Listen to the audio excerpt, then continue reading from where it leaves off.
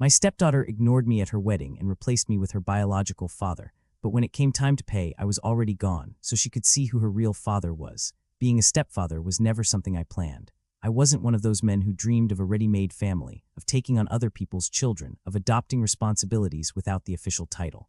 But when I met Lorna, my wife now, and her daughter Valeria, everything changed.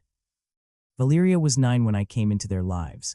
At first, she was cold toward me naturally. Her biological father, Daniel, had left when she was 4. He'd pop back sporadically with empty promises, expensive toys, and ridiculous excuses. The girl adored him because children don't understand absence, they just idealize it. In those early years, I focused on being present.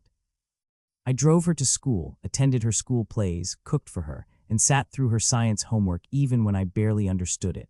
I never tried to take anyone's place. I just wanted to be someone in her life. Over time, she started calling me by my name with affection. Then one day she slipped and called me Dad without realizing it. I pretended not to notice. A few days later, she did it again. From then on, I was Dad. Adolescence was tough as it is for everyone, but we never yelled at each other. She never slammed doors on me. When she got her first boyfriend, she asked me to drive her to his house. When she graduated high school, she hugged me like I was the one who'd taken her exams. She never asked for anything, but I gave her everything, my time, my effort, my support. When she started college, I helped pay her tuition. I didn't do it as a sacrifice. I did it out of love because she was my daughter, even if we didn't share the same blood. Valeria was 25 when she announced her engagement. I remember crying that day, not out of sadness, but because watching her grow, seeing her become a woman and choose her life partner, felt like the perfect closure to everything we'd built. I felt I'd done well, that I'd been a good father, and that deep down she knew it. From the start, I offered to help with the wedding. I told her whatever she needed, she'd have. She got emotional, hugged me, and said, "Dad, thank you, you're amazing." That was enough for me. The wedding preparations moved quickly: venues, catering, music, photographers. I covered a large portion of the costs without being asked. My wife and I agreed it would be our wedding gift to her. No one demanded it. I offered because she was my daughter, because I didn't need blood to justify the love I had for her. Everything seemed fine until one day, while reviewing the guest list, I saw a name that made me frown: Daniel, the biological father. I didn't ask about it.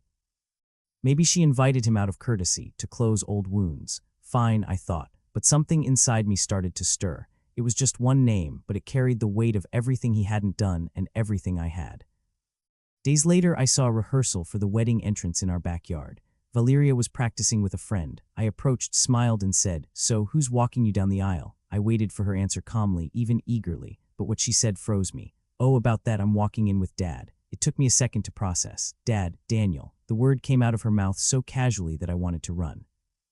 "I thought you've already done so much for me, but it's my wedding and I want him to walk me down. He's my father. He's my father." It felt like a dagger. In that moment, I realized that all those years, the nights nursing her fevers, wiping her tears after breakups, hospital visits, signing report cards, cooking breakfasts, had been invisible, disposable, replaceable. I smiled, nodded, said, "I understand," and left.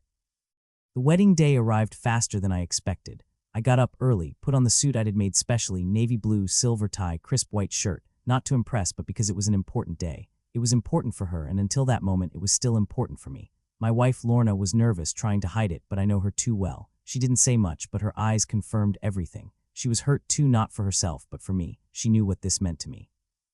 We arrived at the venue, an elegant hall surrounded by gardens, decorated in beige and burgundy tones. Beautiful. The ceremony was outdoors, with white chairs and rose petals lining the path to the altar. I sat in the third row, as instructed, not the first, which was apparently for immediate family.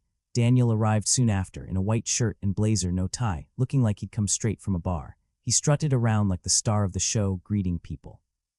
Some vaguely recognized him. Others had no idea who he was. No one cared, but I did. When the entrance moment came, I stood slightly out of reflex. Then I saw her. Valeria walked in on Daniel's arm, smiling. He was smiling too. Everyone stood, clapping. Some said, "How beautiful." Others pulled out their phones. And I just sat down. I didn't cry, but I felt something break inside me for good. The rest of the ceremony was a blur. I saw the movements, heard the judge, the vows, the rings, but it was like watching someone else's movie. At the reception, I went to the bar, ordered a double whiskey, and drank it in silence. Then I went to the kitchen, greeted the catering manager. "Could you tell Valeria I had to leave? I'm not feeling well." "Sure, sir. Everything okay?" "Yeah, just tired." I patted his shoulder and slipped out through the back. No one saw me leave, no one called, no one stopped me, and that said everything. I walked from the venue to the parking lot. The night air hit me hard, but it felt freeing, like each step peeled away a piece of the mask I'd been wearing, the one of the man who had to smile while being erased. I didn't go home. I checked into a small, simple hotel, booked a room for one night without explanation, lay down, closed my eyes, and slept like I hadn't in months. Despite my shattered heart, I felt something stronger, peace. My phone started ringing at 9 a.m. I didn't answer. I turned it off, then back on at noon. I had 13 missed calls from my wife, 5 from Valeria, 4 from unknown numbers. I listened to the voicemails. The first was from Lorna. Please tell me you're okay. I didn't see you all night. They say you left. Are you all right? The second was from Valeria. Dad, oh, I don't know where you are. I need to talk to you. The third, from an unknown number, was the venue manager. Sir, we need to confirm the final payment. The registered card wasn't approved, and we can't reach the primary contact.